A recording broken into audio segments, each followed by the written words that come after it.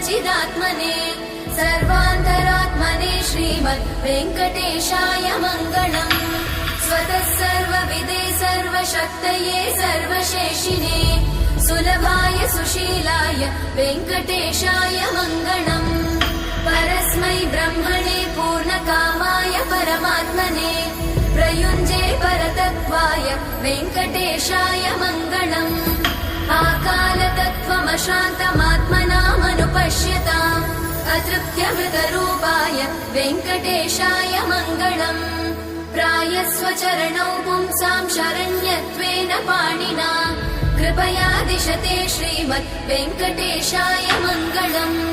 दयामृततरङ्गिण्यास्तरङ्गैरिव शीतलै अपाङ्गैः सिञ्चते विश्वं वेङ्कटेशाय मङ्गलम्। स्रग्भूषा